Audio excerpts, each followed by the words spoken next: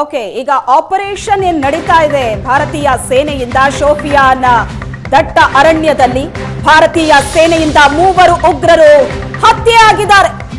4 ಉಗ್ರರಲ್ಲಿ ಒಬ್ಬ ಉಗ್ರನನ್ನ ಭಾರತೀಯ ಸೇನೆ ಹತ್ಯೆ ಮಾಡಿತ್ತು. 3ವರಿಗಾಗಿ ಕೂಂಬಿಂಗ್ ಕಾರ್ಯಾಚರಣೆ ಮುಂದುವರೆದಿತ್ತು. ಈಗ ಭಾರತೀಯ ಸೇನೆಯಿಂದ 3 ಉಗ್ರರು ಹತ್ಯೆಯಾಗಿದ್ದಾರೆ. ಶೋಪಿಯಾನ್ ದಟ್ಟ ಅರಣ್ಯದಲ್ಲಿ ನಡೆದಂತ ಭರ್ಜರಿ ಕಾರ್ಯಾಚರಣೆ. ಶೋಪಿಯಾನ್ ಅರಣ್ಯದಲ್ಲಿ ಸೇನೆ ನಡೆಸಿದಂತ ಭರ್ಜರಿ ಬೇಟೆ ಇದು. 3 ಉಗ್ರರನ್ನ ಭಾರತೀಯ ಸೇನೆ ಹತ್ಯೆಗೈದಿದೆ. 2 ಪಾಕಿಸ್ತಾನದ ಉಗ್ರರಾದ್ರೆ ಒಬ್ಬ ಸ್ಥಳೀಯ ಉಗ್ರ. ಸ್ಥಳೀಯ ಉಗ್ರನ ಮನೆಯನ್ನ ಸೇನೆ ಧ್ವಂಸಗೊಳಿಸಿತ್ತು. ಪಹಲ್ಗಾಮ್ ನರಮೇಧಗೈದ ಉಗ್ರರ ಮೇಲೆ ಭಾರತೀಯ ಸೇನೆ ಕಾರ್ಯಾಚರಣೆ. 2 ಪಾಕಿಸ್ತಾನದ ಉಗ್ರರಿದ್ರು, ಮತ್ತೊಬ್ಬ ಉಗ್ರ ಅಲ್ಲಿನ ಸ್ಥಳೀಯ.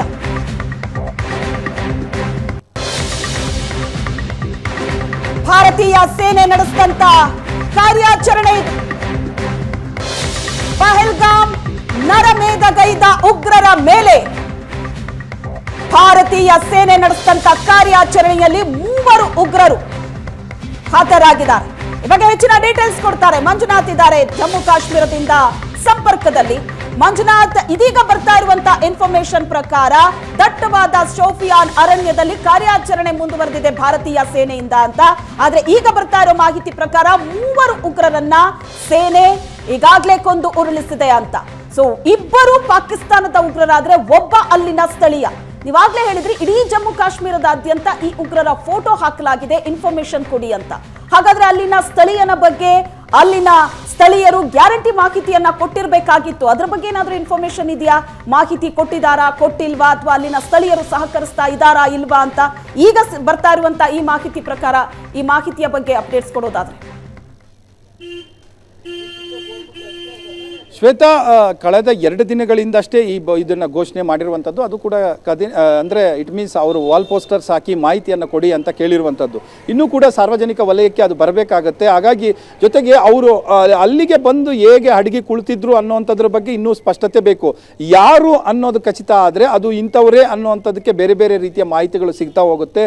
ಆದರೆ ಇದೀಗ ಬಂದಂಥ ಲೇಟೆಸ್ಟ್ ಅಪ್ಡೇಟ್ ಅಂದರೆ ಸೇನೆಯಿಂದ ಸಿಗ್ತಾ ಇರುವಂಥ ಮಾಹಿತಿಯ ಪ್ರಕಾರ ಈಗ 4 ಜನ ಇದ್ದರೂ ಅದರಲ್ಲಿ 3 ಜನನನ್ನ ಕಾರ್ಯಾಚರಣೆ ಮಾಡಿ ಮುಗಿಸಿದ್ದೇವೆ ಅನ್ನುವಂಥದ್ದು, ಅವರನ್ನು ಬಲಿ ತಗೊಂಡಿದ್ದೇವೆ ಅನ್ನುವಂಥ ಮಾಹಿತಿ ಬರ್ತಾ ಇದೆ. ಹಾಗಾಗಿ ಕಾರ್ಯಾಚರಣೆ ಇನ್ನೂ ಮುಂದುವರಿತಾ ಇದೆ. ಲೇಟೆಸ್ಟ್ ಅಪ್ಡೇಟ್ ಅಂತ ಅಂದರೆ ಒಂದು ಅರ್ಧ ಗಂಟೆ ಮುಂಚೆ ಒಬ್ಬರನ್ನು ಮಾತ್ರ ಬಲಿ ಪಡೆಯಲಾಗಿತ್ತು. ಕಾರ್ಯಾಚರಣೆ ನಡೀತಲೇ ಇತ್ತು. ಈಗಲೂ ಕೂಡ ಕಾರ್ಯಾಚರಣೆ ನಡೀತಾ ಇದೆ. ಈ ತನಕ ಬಂದಿರುವಂಥ ಅಂದರೆ ಗನ್ ಫೈರಿಂಗ್ ಶುರುವಾದಂಥ ಸಂದರ್ಭದಲ್ಲಿ ಒಂದು ಕಡೆಯಿಂದ ಇನ್ನೊಂದು ಕಡೆ ದಾಳಿ ಆಗೋ ಅಂದರೆ ಸೈನ್ಯ ಕಾರ್ಯಾಚರಣೆ ಮಾಡ್ತಾ ಇರುವಾಗ ಅವ್ರ ಕಡೆ ಮೇಲೆ ದಾಳಿ ಬಂದಾಗ ಸೇನೆಯೂ ಕೂಡ ಅದಕ್ಕೆ ಉಲ್ಟಾ ಉತ್ತರವನ್ನು ಕೂಡ ಕೊಡಬೇಕಾಗುತ್ತೆ, ಕೊಟ್ಟಿರುತ್ತೆ. ಮತ್ತು ಆ ಹಿನ್ನೆಲೆಯಲ್ಲಿ ನಾವು ನೋಡಿದಾಗ ಮೊದಲಿಗೆ ಒಬ್ಬ ಸತ್ತಿದ್ದ.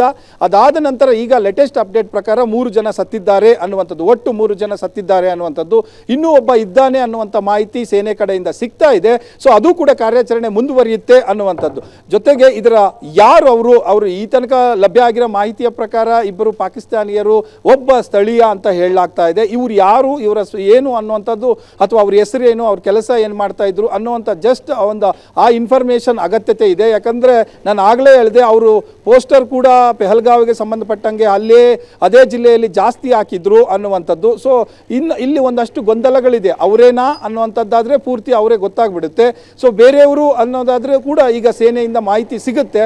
ಸೇನೆಯಿಂದ ಮಾಹಿತಿ ಸಿಕ್ಕ ಬಳಿಕ ಏನು ಒಳಗಡೆ ಏನಾಯಿತು ಅನ್ನೋಂಥದ್ದು ಒಂದು ಅರ್ಥದಲ್ಲಿ ಈಗ ಆಪರೇಷನ್ ಕ್ಲೀನ್ ಏನು ನಡೀತಾ ಇದೆ ಗಡಿಯ ಒಳಗಡೆ, ಅದು ಮುಂದುವರಿದ ಕಾರ್ಯಾಚರಣೆ. ಮೊದಲ ದಿನದಿಂದಲೂ ಕೂಡ ಏಪ್ರಿಲ್ 23ಕ್ಕೆ 22 ಘಟನೆ ಆಗುತ್ತೆ. 23ರಿಂದನೇ ಒಳಗಡೆ ಕಾರ್ಯಾಚರಣೆ ನಡೆಸ್ತಾನೆ ಇರುವಂಥದ್ದು ನಮ್ಮ ಸೇನೆ. ಹಾಗಾಗಿ ಪೂರ್ತಿ ಒಳಗಡೆ ಯಾರ್ಯಾರು ಇನ್ಫಿಲ್ಟ್ರೇಟರ್ ಇದ್ರು ಅನ್ನುವಂಥದ್ದು ಒಂದು. ಎರಡನೇದು, ಯಾರ್ಯಾರು ಇನ್ಫಾರ್ಮೇಷನ್ ಕೊಟ್ಟವ್ರನ್ನು ಕೂಡ ಕರ್ಕೊಂಡ್ಬಂದು ಎನ್ಕ್ವೈರಿ ಮಾಡ್ತಾ ಇದ್ದಾರೆ, ಸಿಂಪತೈಸರ್ನ ಎನ್ಕ್ವೈರಿ ಮಾಡ್ತಾ ಇದ್ದಾರೆ. ಅವ್ರು ಯಾರು ಏನು ಅನ್ನುವಂಥದ್ದು ಇನ್ನೂ ಕೂಡ ನಡೀತಾನೆ ಇದೆ. ಹಾಗಾಗಿ ಈಗ ಸಿಕ್ಕಿರುವಂಥ ಮಾಹಿತಿ ಪ್ರಕಾರ 4 ಜನ ತಂಗಿದ್ರು. ಅವ್ರ ಮೇಲೆ ಅಂದರೆ ಕಾರ್ಯಾಚರಣೆಗೆ ಇಳಿದಂಥ ಸಂದರ್ಭದಲ್ಲಿ ಅವ್ರ ಕಡೆಯಿಂದ ಫೈರಿಂಗ್ ಶುರುವಾಯಿತು. ಹಾಗಾಗಿ ಸೇನೆಯಿಂದಲೂ ಕೂಡ ಫೈರಿಂಗ್ ಶುರುವಾಗಿದೆ. 3 ಜನ ಹತರಾಗಿದ್ದಾರೆ. ಇನ್ನೊಬ್ಬನಿಗೋಸ್ಕರ ಅಲ್ಲೇ ಅಂದರೆ ಮಾಹಿತಿ ಸಿಕ್ಕಿರೋ ಪ್ರಕಾರ ಇನ್ನೂ ಒಬ್ಬ ಅಲ್ಲಿದ್ದಾನೆ, ಕಾರ್ಯಾಚರಣೆ ನಡೀತಾ ಇದೆ ಅನ್ನುವಂಥ ಮಾಹಿತಿ ಸೇನೆಯಿಂದ ಸಿಗ್ತಾ ಇದೆ. ಶ್ವೇತಾ, ಥ್ಯಾಂಕ್ ಯು ಮಂಜುನಾಥ್, ನಿಮ್ಮೆಲ್ಲ ಡೀಟೇಲ್ಸ್ಗೆ.